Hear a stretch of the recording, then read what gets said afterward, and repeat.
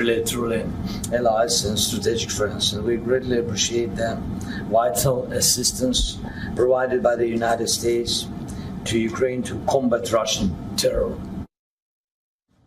But behind the visuals, firm handshakes across a grand cabinet table and shows of solidarity in the Oval Office lay the fact that Zelensky's second wartime trip to the United States was far tougher than the first one.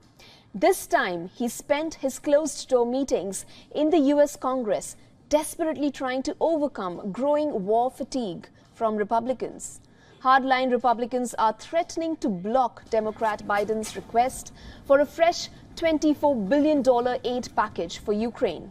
It has now become caught up in a bitter spending battle that could spark a US government shutdown.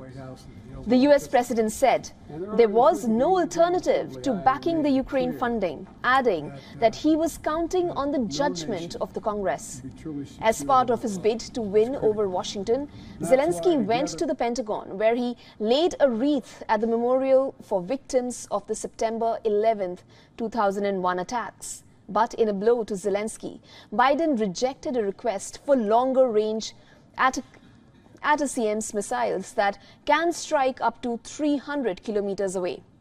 Some experts view the Russia-Ukraine war as a manifestation of the renewed geopolitical rivalry between major world powers. Analysts say Moscow is seeking to alter the Western-led system prevailing since the end of the Cold War. Western allies say the war has broken the entire security architecture built patiently on the European continent over many decades. The 31-nation NATO alliance says it is doing everything possible to avert a war similar to the one that ravaged Europe 80 years ago. Ukraine has launched an audacious attack. Ukrainian forces have targeted a Russian naval base. Kyiv has confirmed that it hit Russian Navy headquarters in Crimea. Unlike earlier attacks, the Ukrainians are not shy about it and have claimed the attack as it tries to reclaim lost ground. The missile attack sparked a major fire, with firefighters battling the blaze and emergency forces being brought in to contain it. Russia's defense ministry says that Russian air defense systems shot down at least 5 missiles aimed at Sevastopol in Crimea. The ministry claimed that one service member was missing after initially claiming he died in a missile attack. A video has surfaced showing a kindergarten school evacuating students to safety amid air raids in Sevastopol.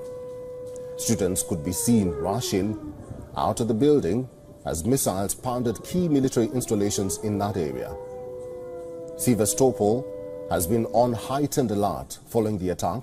The police have cordoned off the area around the headquarters and blocked the roads in the center of Sevastopol. Ukraine has targeted Crimea throughout Russia's offensive, but attacks on military installations there have recently intensified. These are images from August 23rd, when Ukraine claimed destroying a Russian S-400 anti-aircraft system on the Crimean peninsula. Sevastopol, home to Russia's Black Sea Fleet, has been increasingly targeted as Kyiv has vowed to take back the peninsula, which Russia annexed in 2014. Kyiv has also repeatedly targeted and hit the only bridge that connects the peninsula to the Russian mainland, on several occasions leaving damage that took weeks to repair. The last major attack in July impacted the road section of the bridge, which can accommodate rail traffic and is also used to transport military equipment. Ukrainian forces have been using drones as well as sea drones laden with explosives to target high-value military assets in the Black Sea.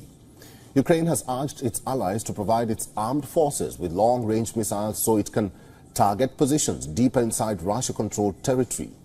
Western leaders had hesitated over concerns Ukraine could target Russian territory and thereby escalate the conflict. Both France and the United Kingdom had, however, supplied Kyiv's forces with the weapons. Well, the Ukrainian president has visited Washington to appeal for help fighting Russia, winning warm words of support and weapons from Joe Biden, but confronting U.S. skeptics. Volodymyr Zelensky confronted skeptical Republicans who want to cut off aid, despite the U.S. and its allies' continued ambitious efforts to bolster the Ukrainian efforts in the war. There are no signs of an endgame in this war between Russia and Ukraine. The conflict seems destined to enter an even more complicated phase in the months ahead. Biden announced a new package of U.S. military aid, including sophisticated air defense weapons. He said that the first M1 Abrams tank will arrive in Ukraine next week, boosting Kyiv's forces as they battle Russian troops in a slow-moving counter-offensive. And together with our partners and allies, the American people are determined to see to it that we do all we can to ensure the world stands with you, and that is our overwhelming objective right now. And the Ukrainian leader arrived after another wave of Russian strikes hitting cities across the country and killing at least 3 people in Kherson and wounding many in other areas. Wearing his trademark olive green military-style shirt, Zelensky said Ukraine has exactly what our soldiers need.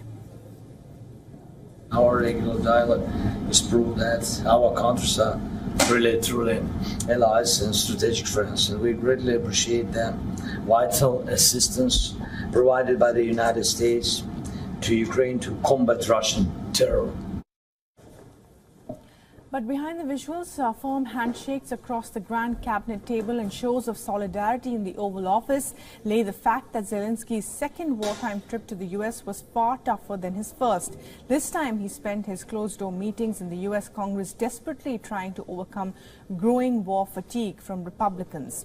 Hardline Republicans are threatening to block Democrats and Biden's request for a fresh $24 billion aid package for Ukraine. It has now become caught up in a bitter spending battle that could spark a U.S. government shutdown. The U.S. president said there were no alternatives to backing the Ukraine funding, adding that he was counting on the judgment of the Congress. As part of his bid to win over Washington, Zelensky went to the Pentagon, where he laid a wreath at the memorial for victims of September 11, 2001 attacks.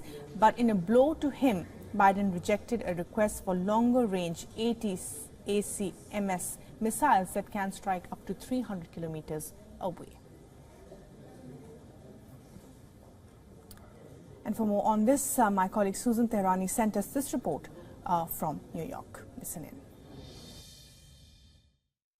At the White House, the Ukrainian president made a presentation to Biden cabinet members, sharing his perspective of the battlefield and saying what he needs exactly right now at this moment. While the Biden administration did approve a new package for Ukraine, the money for this package has already been authorized by Congress. It is not new money.